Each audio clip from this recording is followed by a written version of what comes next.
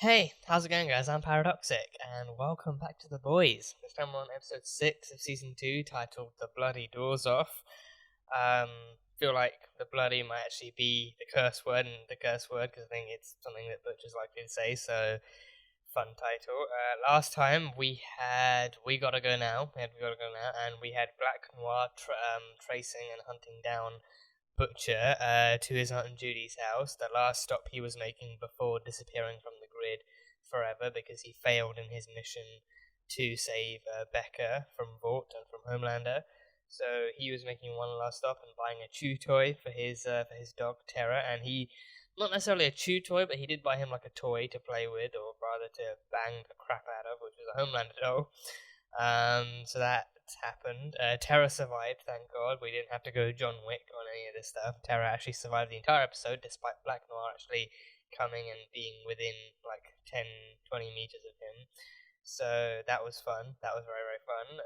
But we had that, and then Butcher managed to save him and Huey and MM by telling Edgar that he actually had photo evidence of Ryan, proof that Becca was raped by Homelander and that Vought covered it up by making her have the baby and actually raising him inside their own little fortress in the middle of the woods. So if that photo gets out, then Homelander's image will be ruined forever. But speaking of his image, I don't really know if he cares much about it anymore, because he imagined, like he was at the protest that was organized after he killed an innocent man during like a terrorist attack, and he was branded a war criminal because of it. So he went to the protest set up against him, and hearing all the letting all of the protesters' chants get into his head, like in protest against him, he imagined himself actually using his laser vision to brutally mow them all down in droves and just staring on at their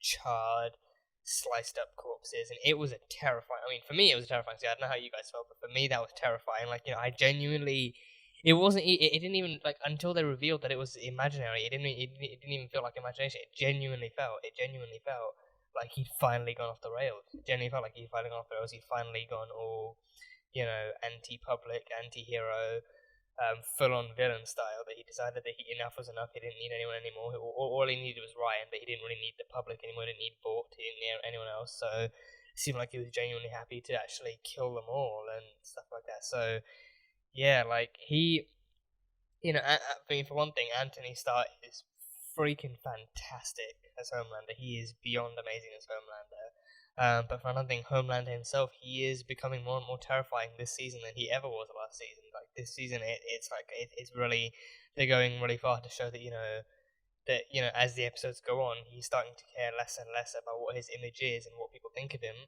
and that, in his head he's already the god of them. In his head he's already executed them all, within just like that. So I don't know if this season we're actually going to see him actually pulling off something like that, or if they're going to leave it to his imagination, because there's not many places that this show isn't willing to go, and they've already shown us that. So I think it's only a matter of time before we actually get Homelander being a actual full-on public villain and whatnot. So yeah, we had all of that stuff. We had Dawn of the Seven, their Justice League style shooting that even had a Joss rewrite. They even referenced like having like a Joss Whedon rewrite done to it that they were filming, and they had Hans Zimmer doing the score and everything like that. So we had that, and then A Train was kicked off. A Train, it was part of the script that A Train was actually his character, at least within the movie, was the characterized version of him in the movie was actually leaving the team, which he disagreed with. He personally disagreed with, but then they still went ahead and did it. And he kind of got some very, very not so subtle antagonistic tones from Stormfront expressing that she used to be an ex Church of the Collective member. The cult that the Deep is a part of now. But then once they actually started diversifying the group and letting other people in, letting people who were not just like who weren't white into the group, then she left because it didn't fit with her ideals and whatnot and her ideology. So she left, and then she spread those kind of tones to A-Train, and he could sense that she had something against him. And I think he knew it was most likely racism. But he just he wanted her to actually he wanted to get her to actually admit to it herself. So that was that. So he left the Dawn of the Seven. That was shooting, and they even used that to kind of you know, to kind of promote Maeve's sexuality in very, very unappealing kind of ways, like, you know, just kind of like, you know, even though Elena was there and, you know, like telling them, like, you know Maeve's bisexual, right? But no, apparently bisexuality is not as popular among their demographics, and so gay and straight is easier to actually differentiate and actually easier to promote to their audiences. So they were just they were turning into a full-on lesbian. And yeah, just knowing Elena, like Elena wasn't ready to make their relationship public in any way, so she didn't want to be a part of it. But she knew that, you know, but Maeve knew that, you know, sending her away, letting her leave in any way would actually leave her more vulnerable to Homelander's thing, especially because, you know, like Maeve's told her before, the stories of what happens to people apart from Homelander who try and flirt with Maeve or try and get with Maeve, like that one guy who did it and ended up being torn apart, literally, or at least I think, you know, his office was on fire. She mentioned, and then his torso was found elsewhere. So I think, you know, he used his laser vision to burn down his office and cut him in half, but then threw half his body elsewhere, and it was a whole thing. So that happened, and then yeah, but I mean, he hasn't really done anything to Elena yet, because I think if he does, he knows that Maeve will fully be against him forever, and she will never turn back and stuff like that. So he knows not to mess with her just yet, but he is kind of taking his time torturing her and seeing what there is that he can actually do. So yeah, I don't know, but she has her own plan. She's going to enlist the aid of the Deep from within the collective. So what she plans to do with that group, with the use of that group, I do not know, but she must have a plan of some sort. So I look forward to seeing what it is. And then, yeah, right at the very end, we had Homeland. Well, yeah, we basically had Homefront. We basically had a ship. We basically have Stormfront and Homelander physically sealing the deal and doing all sorts of nastiness.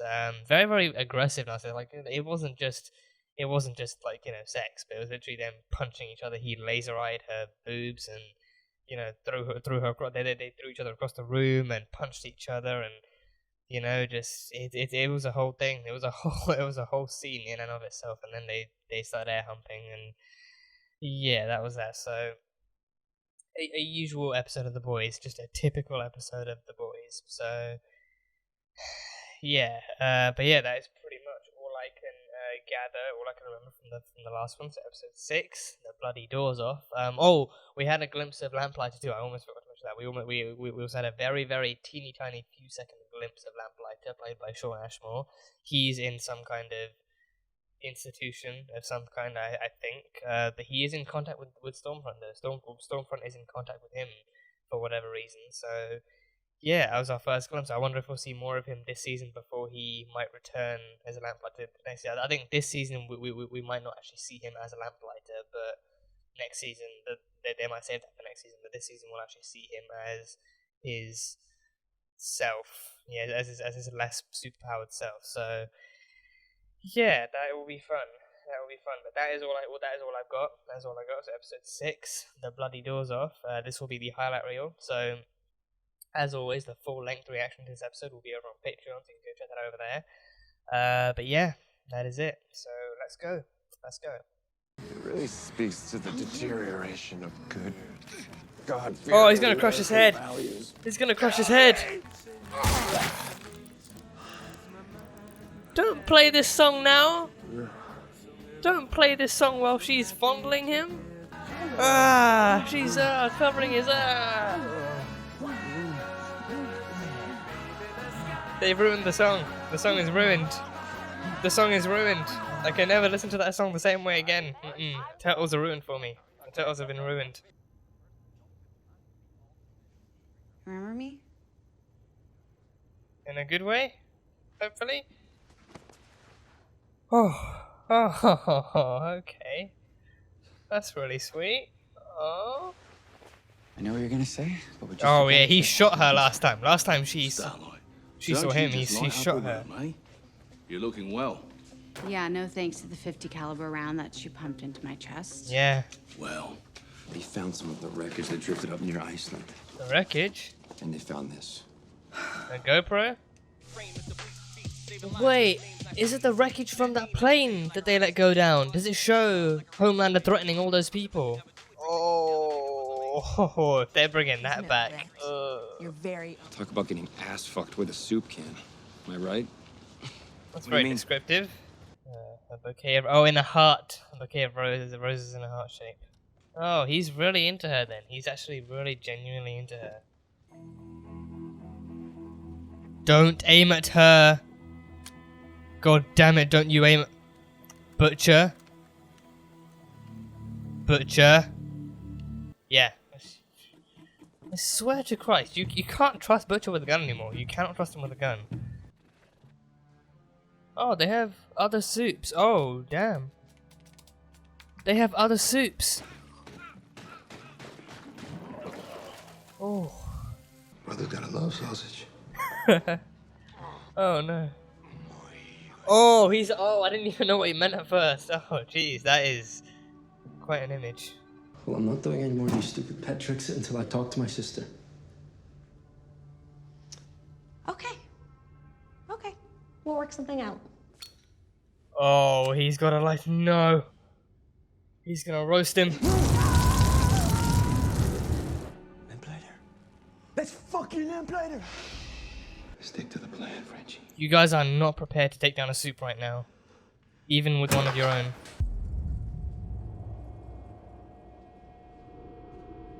No, no, Frenchie, don't! Frenchie, don't!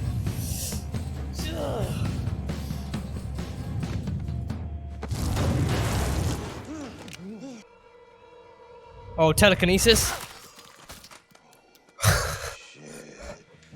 A lot more than telekinesis. Let's get out of here. Oh, sweet baby Jesus on a cracker. I'm gonna take my chances.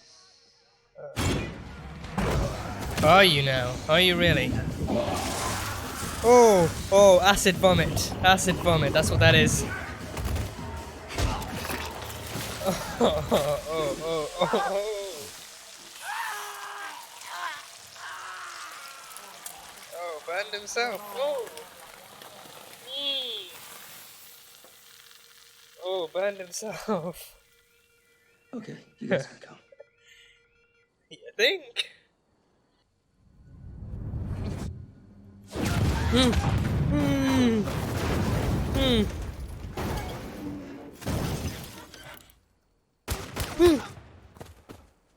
Fine. Oh crap! Huey, Oh Huey, fuck! Huey! No! No!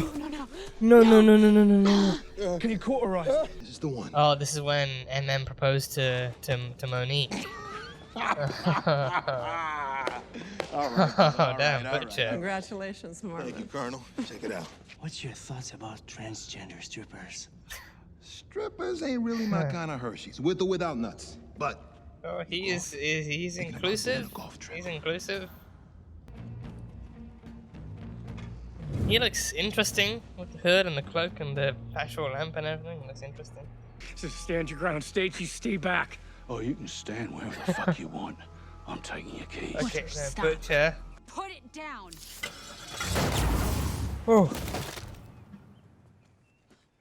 Oh. Oh, his head. No, he's bleeding out the head. He's gone. He is actually gone. Oh, he had a kid. He had a family. You murdered innocent children. Shut the You watched them burned alive, crying for their mama. If that's not an animal, then what is, huh? I didn't know. I didn't know that you were gonna be in that bed. He was supposed to be your boss. He was there for Mallory, not her kids, her grandkids even. Ah, Then he started screaming, but it was too late. oh, fuck me. so what, are we supposed to feel bad for you now? Fuck you. I definitely don't. It's I feel even worse for the children. They were never meant to be the targets. Oh, Cherie. Sherry, this is... He's dying. What? Jay, he's ODing. I don't know what he took. Take him to the hospital. Please come now, come. Oh, his friends needed him. His other friends. I appreciate what you've done back there. Oh, thanks. Your approval means everything to me. And some sarcasm to stick to the land in this one. Maybe once I would have cried over him, but now he was just another person in our way. Vought is trying to stabilize it so that you put the V in any adult arm, anywhere, anytime, and you get a solid soup. Solid powers. Huh. So they're trying to create soups in general using stabilized V.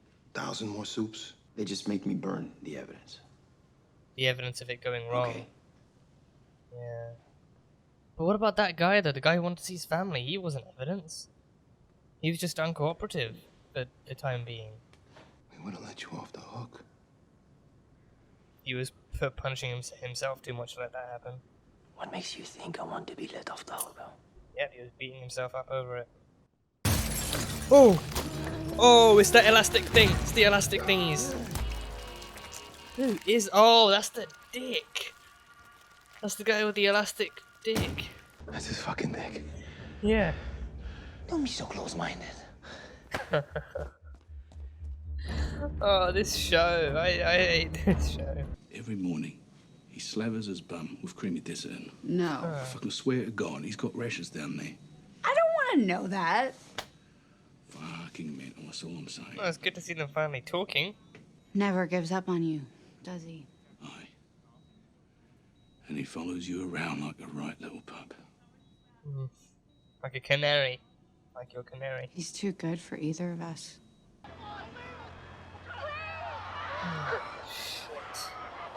I love you. Tell the boys I love them. Oh, God. I'm gonna show that to Homelander. He's either gonna leave us alone, or I'm gonna put it on CNN. Or he's going to destroy the tape. That's also an Elena. option. Tell Butcher about the thick penis around your neck. Nah. It's just Frenchie being Frenchie. Wait, he's not wrong. It is Frenchie being Frenchie. You cannot punish him as much as he punishes himself. Psychologically speaking, vengeance is very rarely the catharsis you hope for. Trademark Harley Quinn. Your grandmother. My daughter. Whoa. Well, I mean, she is Oh, older than she died of looks. Alzheimer's a few years ago. Her daughter. I was born in 1919 Oh, 19. in Berlin. Was that an accent change? And that's Goebbels, Goebbels, yeah, Hitler's dude. the most important man in the room. Adolf Hitler. Adolf Hitler. Was that Hitler? Her husband. Her husband was Hitler? Frederick Vought. Oh, Vought. Okay, never mind. Vought. Wait, she's the wife of the Vought? first successful V injection. Fuck me. He made me. And his genius made you. Jesus, she's the first recipient of Compound V in Germany. The other races are grinding us down and taking what is rightfully ours, but we can And there's the fight back supremacy. Here comes the supremacy. with an army of supermen, millions strong. Is he really gonna embrace her Nazism? Oh no. Oh no, he's gonna embrace her Nazism. Oh, who escaped? She escaped. She escaped. Wow, okay, that is one hell of a history lesson. That is really quite the history lesson from Madame Nazi herself, or from Madame Hydra herself. Might as well be Hydra. But I mean, Vought seems to be like this universe's Hydra. Vought definitely seems like this universe's Hydra, and S.H.I.E.L.D. is as best as, like, the boys are as close to S.H.I.E.L.D. as we can get. The boys are as close to S.H.I.E.L.D. as we can get, so we have... So yeah, damn. So Sage Grove Center is a psychiatric hospital. It's a psychiatric hospital, and it's where I think they must keep normal patients there too, like normal human patients there too. But it's also used mostly as a place where they can test out the stability of V in adults. So yeah, I think that was actually. Homelander himself said it. When he was creating super terrorists across the ocean, he even said himself that it works best in babies, but with adults, it's a lot trickier. It's a lot messier. And now Lamplighter expands on that, saying that sometimes you get freaks, sometimes you get soup, sometimes they just explode because the compound V isn't stable in their cells. So they were creating more soups for sure. That was their intention. They were creating more soups, but they weren't creating super terrorists specifically. Their primary objective was stabilize it in adults so that they wouldn't have to wait for the babies to grow up to become what they wanted them to be. If they had it in adults and it worked, then they could already set them, they could set them off on whatever mission they needed. But if it's in babies, they have to train them, they have to nurture them, they have to wait for them to actually take all those years to grow, unless they have one that just, has like a case of Benjamin Button or some shit.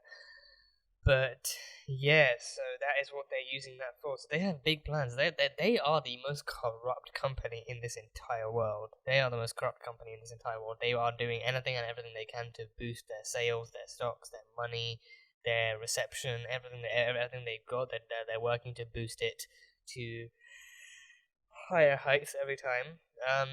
So yeah, I mean that really emphasizes the point that Edgar made in the first episode that they're not a superhero company. They're really not. They're a pharmaceutical company, and they need that money. They need the money that comes in from them administering vaults to wherever they distribute it to, and so that's what they want. That's what Lamplighter said they want. They want it to be able, should they ever need it to work, they need it to work in an adult, so that like an adult can easily become a super, one injection to the arm, they can instantly become a soup with solid powers, no complications, any of that stuff. So yes, they're a pharmaceutical company above all, but the soups they create are that's their poster, that's their advertisement. So yeah, but what would they do? I mean, because season 1 was about putting them in the military, and then season 2 now we see what the trouble is with putting them in the military, with Homelander going around killing terrorists, sure, but then getting other innocent civilians caught in the crossfire. So that's the kind of stuff that Vault covers up too. They work hard to cover up the collateral damage and the accidents gone wrong. Even Lamplighter saying that he's only there to burn the evidence. That's all he's there for. I thought Stormfront was gonna kill the guy in that cell, but no, I figured she would kill him because the music went all silent. But then she actually turned on and left. But then Lamplighter closed the door, but without going out. Then I figured at that point, yeah, it's gonna be him. That's definitely he's definitely gonna burn that guy to a crisp. So yeah, we finally meet Lamplighter. Sean Ashmore as Lamplighter. I actually like him. I like him. I mean, I don't like Lamplighter, but I like Sean as that Lamplighter. He actually fits in one. Again, it was stuck in my head. It was stuck in the corner of my mind, the fact that he goes from Iceman to Lamplighter. He goes from Iceman to basically a pyromaniac. But yeah, So he was Lamplighter. So this is where he was after all that time. So that is why he was keeping in touch with Stormfront, most likely. That's why he was keeping in touch with her. He was actually informing her of what test subjects went well, what test subjects went wrong, what their progress was, how far they were getting along, and then maybe either she keeps the information to herself or she reports back to Vault and lets them know what's going on. But yeah, so we had all of that stuff. So Lamplighter. And yeah, you bring in Lamplighter, you bring in that history. They did a great job with the flashbacks in this episode, actually showing us what happened over those years, and showing us what the history was between them. And yeah, so they actually initially met him. The boys actually initially met. Seeing the boys back then was seeing the boys back then was really weird too. We saw back 5 years ago when Marvin was about to get ready to propose to Monique. So he had that whole celebration going on. And Butcher had that slicked back type of Neo hair, I initially said Dracula, but he had that slicked back Neo style hair and stuff. And the boys were all there. So yeah, so they initially blackmailed him. They initially had some kind of suspicious looking picture evidence of him doing whatever he was doing something he wasn't supposed to do. So they had that kind of leverage over him. But then because of what they did to him, because of how they held that up to him, Mallory didn't really trust him to go along with their plan, so she did end up sending Frenchie to tail him. So yeah, so then now we find out exactly what went wrong. Because I think back in season 1, the way that happened, the way MM described it, because in season 1, it was he lost Kimiko because he was distracted by her. He was trying to converse with her. He was trying to get through to her, but then he let her go after he lost her after that. So then then MM kind of chalked it up to him being distracted and being unprofessional too. So he said, it happened last time. It's happening this time now too. So it kind of made me wonder, did he get distracted by someone else? Did someone else catch his eye and he just got all horny and shit or something? But no. Now we figure out he he didn't worry. He wasn't worried too much because he saw that Lamplighter was at some kind of party where he was like the guest of honor, or at least like a VIP level guest because of being Lamplighter, being a member of the Seven and everything. So he wasn't too worried about time. He was worried, but he knew he was at a party. He may well be there for a long time, like into the hours of the night and everything. So yeah, but then the call he got wasn't another girl. I mean, it was from his chérie, but it was his friend. I think Jay. I think his name was his friend Jay. He had overdosed. So they needed his help actually trying to get him back and detoxing him and whatnot. So that was that. So yeah, it wasn't something unprofessional. It was that his other friend, his original friends needed him. His first group of friends needed him, and you could tell the struggle he was going through. Even after he helped him and he got him back, and he gave Sherry advice and stuff on how to keep him up and keep him off of that stuff. He actually he expressed that he actually needed to do it. He had something else, and then Sherry kind of guilt trips him, saying like, obviously you have something more important than us to get to. You we're like all of a sudden we're not important anymore. So he was caught between a rock and a hard place. He could either get back to his super critical mission of watching Lamplighter, or he could stick with his friends and make sure the other one was okay and stuff. So yeah, so he was caught, but he still went. He still went after Lamplighter, but then by the time he got back to the party, he was gone. And then later on, he finds out that Mallory's grandkids were torched to a crisp. An unidentified crisp. Like, she even said that, not even their teeth were recognizable, because you can usually use like dental records to see who the victims are. But I mean, given that it's in Mallory's house, I don't really think she had much trouble, especially if her grandkids were staying with her. She didn't really have much trouble knowing that it was them. But yeah, so then that happened, and he had been beating himself up for years. Like, Emma even mentioned, like, why didn't you tell us any of this? We would have understood and actually stopped, like chastising you over. And he was like, he was too busy chastising himself. He was too busy beating himself up over and over and over because he was too guilty himself. So he wasn't about to let others stop making him feel even guiltier. So, oh, damn, that is, so it wasn't even unprofessionalism. It was loyalty. It was a case of loyalty, and friendship. He had other friends that needed him too, so he stuck up. He stood up for them. He stood up for them. And then he needed to get back to this, but he couldn't be in two places at once. He took too much time, and the kids paid the price for it. So, yeah, so seeing that development was really, really cool. Now we know the truth behind it. Now the boys know the truth behind it too. It was never his fault. He was just helping other people that needed his help just as much as the boys did. And then, Lamplighter being Lamplighter, he wanted revenge. He didn't want to be under her leverage anymore. He knew killing Mallory would take that leverage off of him, and the boys just be the boys. I mean, they'd probably still have the evidence, but even if they hunted him down, he would still go back and hunt them down too. So it was his choice. It was completely his choice to go and kill Mallory, even with intent, but then to end up actually killing the kids instead. And then even Lamplighter saying that, he never actually intended to kill the kids. His target was Mallory. The same way he was Mallory's target, Mallory was his target. So he went there thinking that she would be the one. I think he said that, he didn't know the kids would be in that bed. So I think he actually went into Mallory's room. He looked for Mallory's room and looked for her. So he, went into their room, and for whatever reason, her kids were in her bed. And so, so then he went all flame on them. But then by the time he heard the kids' screams, it was too late. That is horrifying. That is actually horrifying. He goes in there intending to kill like a fully grown woman, but then by the time he stops and realizes that it's actually two innocent kids he's burning, it's too late. They're already dead. Like he, again, like the way he went, like that in itself is like an indication of exactly what kind of kill he was gonna kill. He had intended that. Like that was the power of his blast. He had intended to kill and to roast her beyond recognition, but then he unleashed that on the kids. It's too late to hold back. It's like trying to catch an arrow. Once you release it, once you let it go, it's gone. It's gone. So yeah, by the time he realized it was them, they were burning. They were burning beyond the point of survival or rescue. So yeah, so that's why he never actually mentioned it, because he never meant to kill them. And again, any Supe who kills kids is a monster. Any Supe who kills kids, I mean, with Homelander, he doesn't care because he killed a plane full of adults and children, so it was all the same to him. Any kill he does is the same to him. So he probably still would have praised him. He probably still would have praised, like, if Homelander had actually explained, if Lamplighter had explained the situation, Homelander would have patted him on the back, being like, yeah, that's my boy. Don't let anyone hold any kind of leverage over you. If they come at you with some blackmail type of crap, you burn them to death. That's how you do it. So Yeah, but Lamplighter, he actually felt guilty. Lamplighter actually felt guilty actually having killed those kids instead, and he had to live with that guilt for the rest of his life, so...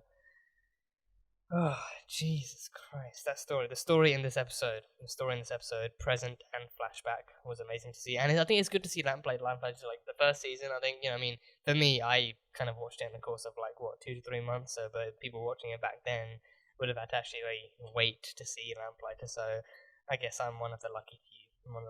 But it's cool to finally meet Lamplighter.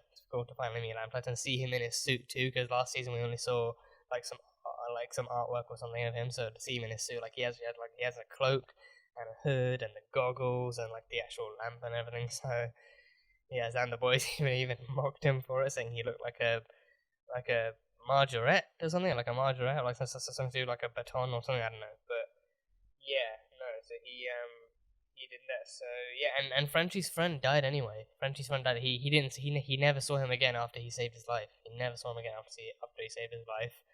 And then even like a few months after that, his friend OD'd again, and he died.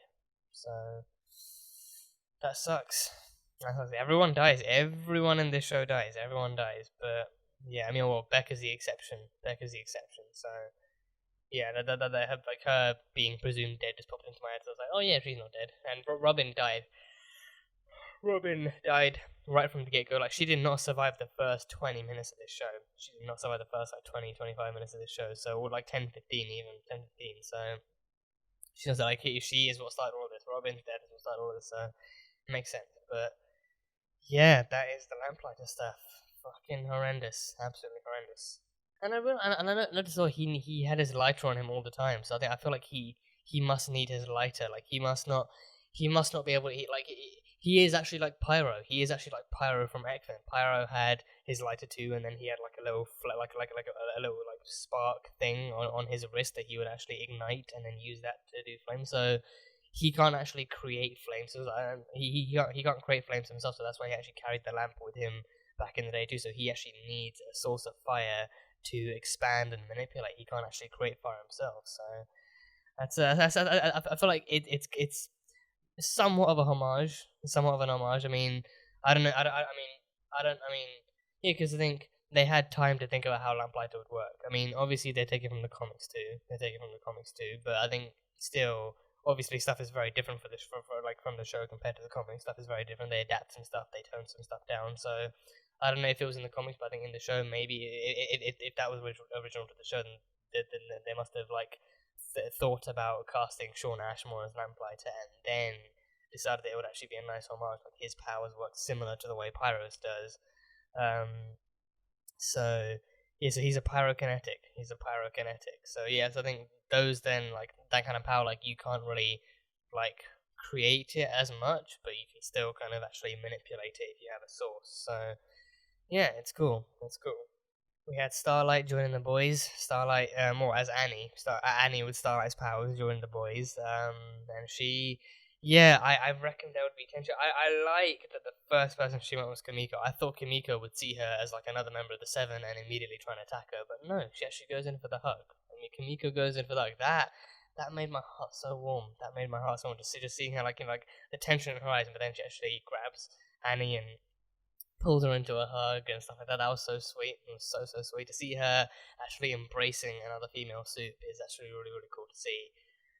Finally, someone she can actually relate to, having powers and all, and actually being like one of the good ones too. So that was really cool. But then, of course, the actual highlights of the episode, besides from that, is her and Butcher. And of course, when she sees Butcher, I remembered, like the last time she saw Butcher, or at least the last time she remembers seeing Butcher, is literally him hunting her and Huey down in a park and releasing like a sniper rifle bullet into like two of them twice into her chest. So she's not exactly reuniting with him under the kindest and fondest of memories. So it was kind of hard for her to actually go back and actually be say hi and be all chummy with him, but he wasn't interested. He wasn't interested in being chummy with her. He even admitted the only reason he was bringing her along for the Sage Grove Center thing was so that they could have a Supe to pin it on. Like if Vought found out that they were there and they came after them, then they could easily just leave Starlight behind to deal with the mess and all that sort of stuff. So yeah, and the entire time he was distant and cold and just just uninviting towards her. And then she addressed it. I'm glad she addressed it. I'm very, very glad she actually addressed it and said, like, you see Supes as all the same. You're just, like a bigot and a bully, and, only good Supes are dead to. And he even goes as far with the description to compare him to Homelander, being like, who else is like, who else I know that's like that? Here's a clue. He wears a great big American flag for a cape. He wears a flag for a cape. So that kind of comparison would be very, very sure to piss off Butcher. I generally thought he might go in for the punch, but then, like, not really land it or something because she's immune to physical damage. But no, he eventually warmed up though. He eventually warmed up, and I do think watching her kill a guy definitely has something to do with that. I think watching her kill a guy had something to do with it. So yeah, and he killed a dude too, and he killed a man. And I think makes it even worse that he had dialogue. Actually personifying him with some dialogue made it even worse to actually watch, because then she killed an innocent man. He was just a guy driving along. He thought he picked up hitchhikers or something, but then he finds out that they actually have like a medical emergency to deal with. And then he even offers to call them like an ambulance, but they're in the middle of nowhere. So, on the one hand, that means that it'll actually take some time for the ambulance to come, and for another, it means that he can't give them his car because he has nowhere else to go. So yeah, I don't know why they couldn't just ask him to drive them, though. I don't know why they couldn't just ask him to drive them to the hospital and just be quick about it. I mean, I don't know, maybe that would bring up more questions than it was. Maybe the questions that would come up was more trouble than it's worth. But either way, he had his own gun. He has his own gun. Apparently, I don't know where they were. Apparently, whatever state they were in was like a stand your ground state, so they actually have the allowance of actually pulling out a gun and aiming it at their opponents if they feel like they're in danger. And of course, Billy being Billy, he has a gun on him at all times. So that was that, and then of course she kills him. She blasts him with her powers and then cracks his head open on the pavement. I figured, I heard a crack. I heard that crack at the head as soon as he landed. So I was wondering, like, okay, I heard that crack, but I don't want to believe it actually happened. I just want to feel like it was like some kind of static or whatever. But then she actually goes over to check on him, and then his head is lying in like an expanding pool of blood. And I was like, yeah, he's definitely dead. He is definitely. You don't release that much blood from a point in the head without dying. That is death. That is death right there. So yeah, that was horrible. And he was a family man. They got into the car. Her and Huey were in the back seat, and she saw the baby chair, the baby seat. So he was a man with a family. He was an innocent man trying to do the right thing, but then thinking that he was in like a hostile situation. And then he had a family too, so he was probably trying to drive to them, and then stuff went sideways. And yeah, they didn't personify him much, but they personified him enough to show that Annie had killed an innocent man and it's gonna haunt her. That kind of thing is not gonna I mean, I say that, but then at the same time, I feel like she is somewhat desensitized, like ever so slightly. Her even admitting to Butcher that the one thought running, or at least the first thought running through her mind was, oh, why would you pull out a gun, you dumbass? Like, why would you pull out a gun? Why would you pull out a gun? Like that being her first thought. Goes to show exactly how far she's come, and even her warning Butcher, don't give me that silent respect. Don't give me that silent respect. Like, you get what I had to do. Butcher even expressing you had no choice. Like, what you had to do. You're not proud of it. You're not proud of it. You don't have to be, but you had no other choice. It was him or us, and stuff like that. So yeah, I don't know. I mean, could she not have disarmed him? Could she not have disarmed him? Like, she is bulletproof, right? I very vaguely remember her being bulletproof in the first season. Like, she brought down that little rain of sparks from the light bulbs, and then fought the guys off with her blasts and her powers. But I vaguely remember her being bulletproof. So I don't know if she was willing to risk it in this situation, because I think if she showed that off, he would know she's a Supe. If she actually showed some kind of invulnerability, he would have been able to figure out she was a Supe.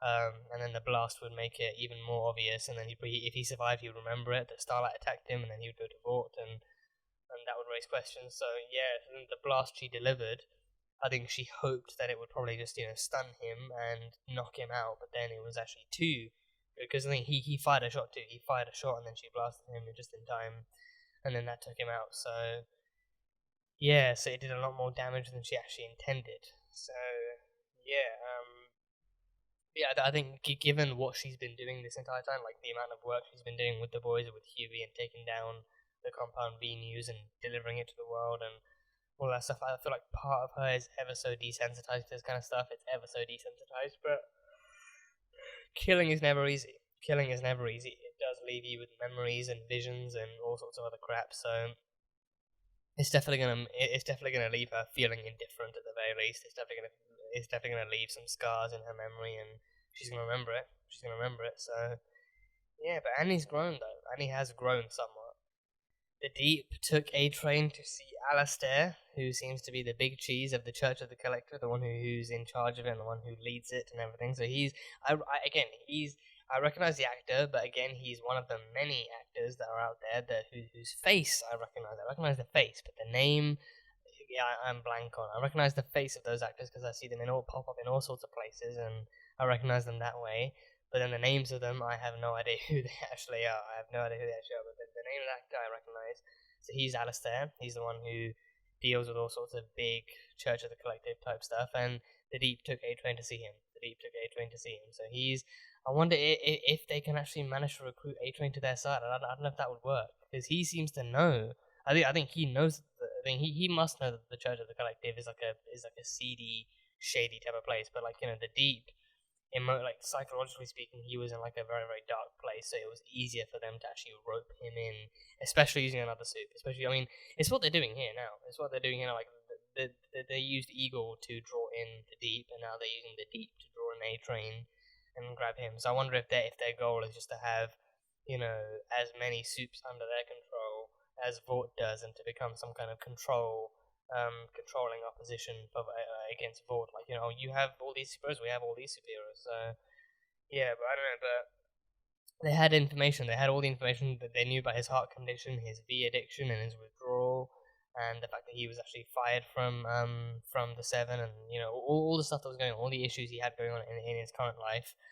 They knew of, and they used that. They said that if he walks away, there's no one else that can help him. Only the Church of the Collective can actually stand a chance of helping him get back on his feet, the same way they've done for the Deep and all that stuff. So yeah, again, I don't know if A Train is going to go for their stuff as easily or as much as the Deep did. Like the Deep seemed to be doing almost everything. And he even gave him that fresco. The fresco seems to be their brand, like their sponsorship brand or something. Fresco is the company that sponsors them. They just give out fresco to everyone who meets them or gets recruited by them. So yeah, I don't know. It started off with a lunch.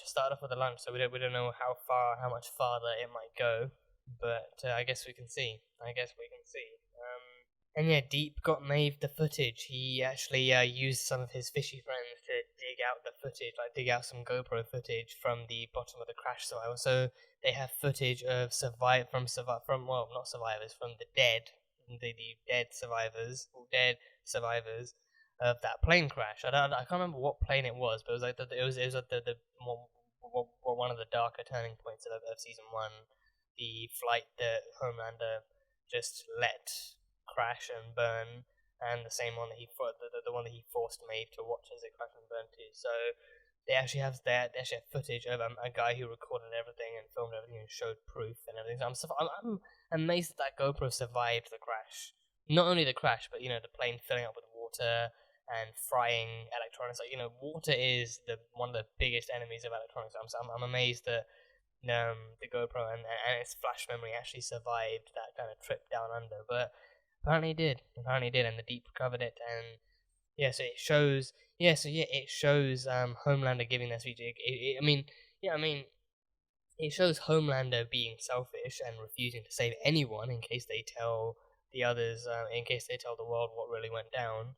But it also shows Maeve trying to be a hero. It also, that's what I don't get. Maeve is worried, understandably, because I think it releases that kind of footage. But also, the footage doesn't show Maeve fully agreeing with Homelander. She tries to save at least 2 people, at least one person, a mother and her daughter. She tries to save at least them, but Homelander just won't let her. Homelander won't let her, so she has no choice but to go with him and to let the plane go down. So that footage will definitely ruin his image. So Maeve's plan initially is to actually show Homelander that footage and to get him to leave her and Elena alone, to leave them both alone. But if that doesn't work, then she'll go to the press release that footage and actually ruin Homelander's career forever. But I don't know if that's the best idea either, because we've seen what happens in Homelander's mind. We've seen what happens when he finally succumbs to the public's hatred of him. If his public image gets even worse, that vision, that imagination he has of mowing them all down with his laser eyes might just become a reality. He might literally go berserk on the world, and I don't know if there's anyone in the world who can actually stop him. If the Seven get in his way, he will kill them all. But yeah, I don't know if there's anyone else who can actually stop him. So yeah, I don't know if ruining his public image even further is the best kind of thing to do. But I think, but Elena saw it too. Elena saw it and she was horrified. Elena was horrified. So I think she probably sees Maeve. I mean, yeah, again, like at first glance, it looks terrible. At first glance, that entire piece of footage looks terrible because you see Maeve and Homelander just letting the thing go down. But then once you look closer at it, you see that Maeve actually tries to save people. So I think that is what it is. Like, at first glance, Elena's struggling to process any of this, and she's seeing her girlfriend just letting a plane full of people die. So she's shocked at that alone. But yeah, it's an understandable reaction. It's a very, very understandable reaction. So yes, I'm hoping she might actually look through it again and see that, okay, Maeve actually tried to save people. Maeve tried to be the hero. Maeve tried to be the hero that people always think she is. She tried to save people, but then Homelander, just forced her into going his route and just letting them all die anyway, and just moving on and stuff. So that was that. So they have footage. They have that footage. Then we get the history lesson. We get the history lesson on the second history lesson of the episode, which is on Stormfront. So yeah, I'm not gonna, at first, like, it's almost impossible to not think that the woman in that photo with her is anyone but her grandmother or her great grandmother at a lucky guess. But no, that's her daughter. She had a daughter with Frederick Vought. She was married to Frederick Vought.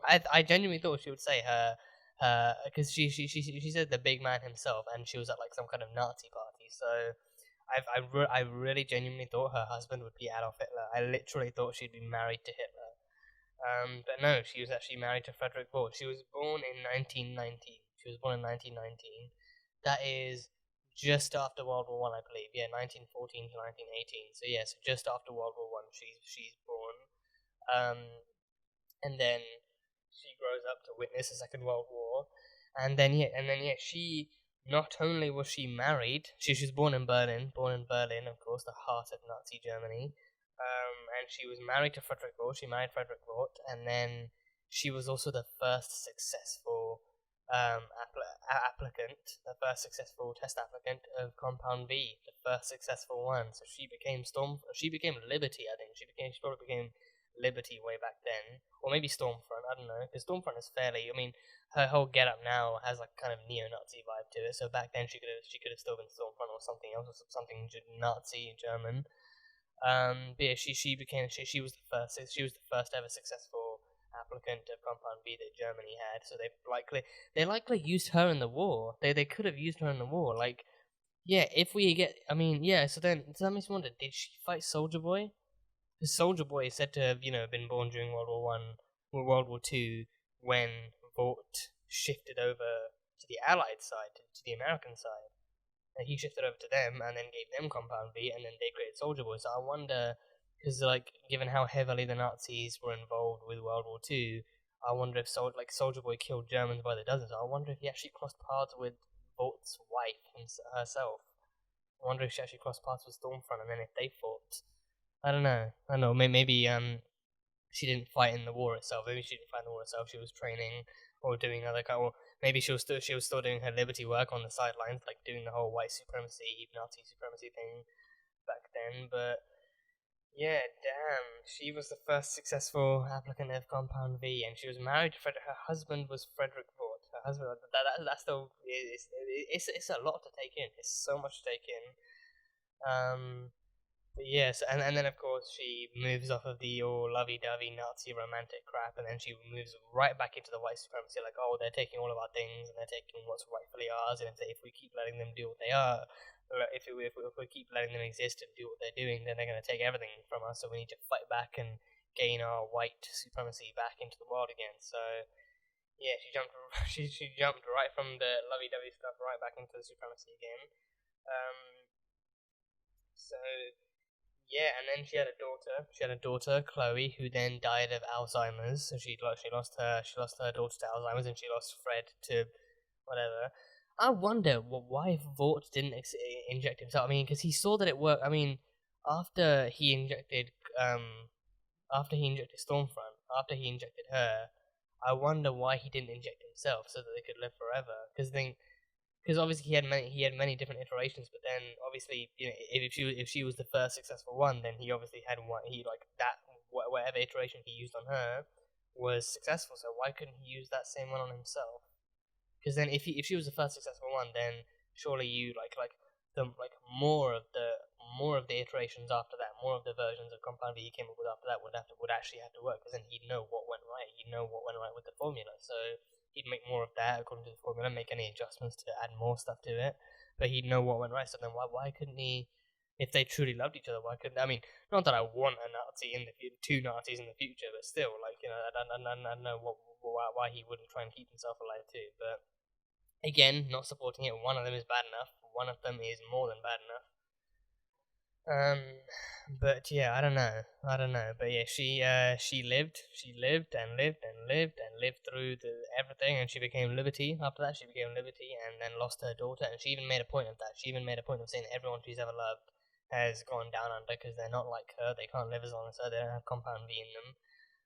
But now she says that she was created by him, and Vought and everything he worked for and everything he built is what created Homelander. That's what created Homelander. So, and Homelander is their Aryan archetype. She even, first time she meets him, she even points that out. Like, wow, your eyes are really, really damn blue. Like blonde hair, blue eyes, and like a flag wearing, supremacist himself.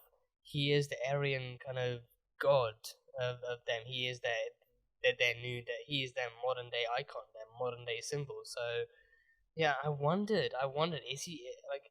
I felt like, he could kill her because he's into his own supremacy. He's not into Nazi supremacy. He's into his own superhero supremacy. So I wondered, could he see the atrocity behind her truth and kill her? No, he goes and just smacks his lips all over her face. He goes and snogs her. So he's embracing her Nazism. God damn it! I mean, again, he's a horrible person. He is a genuinely horrible person. I can't say I didn't see this coming, but at the same time, I don't know. This is even worse now. This is even worse because now they're both going to team up. You got one who is completely the wrong image of the American dream, and another one who's like a neo-Nazi born and raised in the Second World War by Vought himself. You got both of those monsters now parading around in the modern day. So I don't have any good feelings. I do not have good feelings about how this season might go down and what the story might be and what they might be capable of doing together. But yeah, that is it. So she is...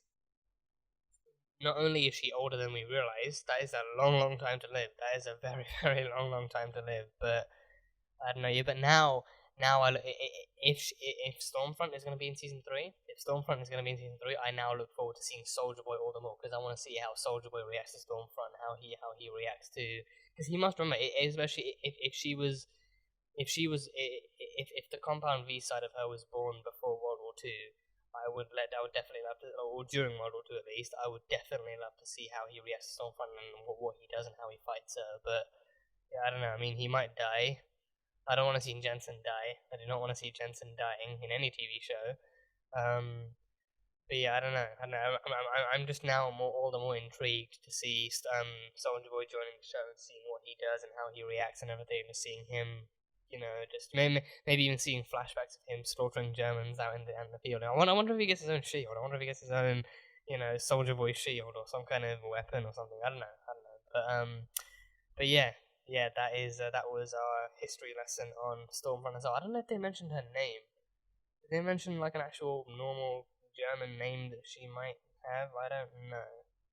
Yeah, that's an amazing wedding picture. That is an amazing wedding picture. She's with Frederick Vought, and there's a lovely Nazi swastika right behind them. Jesus. No, they didn't mention a name. They did not mention a name for her.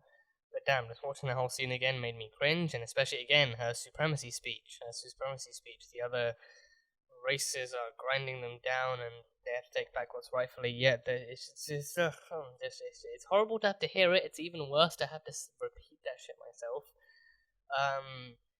But yeah, so now, and she even mentioned, like, that they can take it back with an army of Supermen million strong. So that could also be another reason why they're doing the Sage Grove Center stuff. It could also be why they're stabilizing the V in adults, so that they can work out how it works. So, I mean, wait, hang on. She had to have been an adult when Vought gave her the V, right? She couldn't have been a baby. Because she didn't meet him until she was much older. She didn't meet him until she was much older, I don't think. And then she got married to him. So, yeah, so then it worked in her. Or I don't know. Could she? Because, I don't know. Would they have been giving V to babies back then? Would they have been giving V to babies back then? And then she just happened to meet him afterwards? Like, she just happened to meet him, or... I don't know. I don't know how that would line up. Because then, again, if he gave her the first successful injection of V, then it would have been the needle in the haystack, maybe. It would have been the one injection that worked. Because again, like Edgar mentioned, that the way that Vought manufactured and the way that he worked on the V back then, the methods he used were highly condemned by them today. The methods he used back then were highly condemned by them today. So I think in that sense, it could definitely be like a needle in a haystack thing. So all the other ones besides from her didn't work properly, and they resulted very, very badly. They all exploded, but then she happened to be the first successful delivery of the injection of V. So yeah, so then surely could they not, like, do they condemn it too much to look back into the past and see what worked? Does Vought condemn it too much to look back into the past and see what worked with past successes, or what is it? Because I think if it worked with her and she was an adult when she got it, then if that's how they gave it to her, then that would be the key to them stabilizing it in adults today. Whatever worked back then could partially also work today, and actually help them stabilize it in adults. So. But so then that could be another reason why they're doing that, so that they can actually build their army of Supermen. Like she mentioned, like an army of 1,000,000 Supermen, 1,000,000 strong, and all led by Homelander, all led by their nice blonde hair, blue eye, Aryan Superman. So, Jesus, yeah, I think they're really putting out the Nazi stuff for this, because again, Stormfront in the comics is a Nazi Supe. He's a Nazi Supe, so. Yeah, so they're really pulling out all the Nazi lore and all the Nazi history for this one too. Yeah, so I don't know. I do not know how this all might go down, but I have very bad feelings. I have very, very bad feelings. But yeah, that is pretty much all I've got. And now I'm officially caught up. That makes me even happier. Now there's no more binge reacting, no more binge watching. I'm all officially caught up. So this will go back to being a live show, and I'll react and I'll keep watching the episodes, and I'll react to them and have them up on the channel as soon as humanly possible. But yeah, thank you guys for being on this journey with me. Thank you guys for watching up to here and catching up as much as you did. I hope we can enjoy the rest of this season together, and also season 3 when that comes out, and just, whatever the story is, I'm hoping we can all laugh and cry and just cringe and watch in shock and horror as the story unfolds and as our characters face all these different dilemmas. But yeah, that is pretty much all I've got. So that was The Boys, season 2, episode 6, titled "The Bloody Door Goes," the bloody doors off. So yeah, so we saw some things. We saw that one woman, the woman who can crush things with her telekinesis. She has some form of telekinesis, so she can actually crush things and crush people with her mind and her hands and everything. So she can do that. And she hitched a ride. Right in the episode. So I think we're definitely going to see some more Supe terrorists actually showing up. She can't be the only one. She cannot be the only one who survived all of that. There have to be more. There was a guy with a super long dick that was extending through his legs, and he managed to wrap it around MM. That was a horrific sight to behold. That was a horrible sight to behold. But there was that, and then there were a bunch of other people. There was like someone who was levitating off the ground and everything. So they had a bunch of different test subjects, a bunch of them, but we don't know for sure exactly how many of them survived, but I guess we'll find out. But yeah, again, outro time. That was The Boys, season 2, episode 6. Their bright doors off. So thank you guys so much for watching this video. If you guys enjoyed it, then salt and burn a like button. Comment on what you thought of the episode and what you think is coming up next time on The Boys. Once again, the full-length reaction will be over on Patreon, so you can go check that over there. And yeah, that is it. So, I will see you guys next time.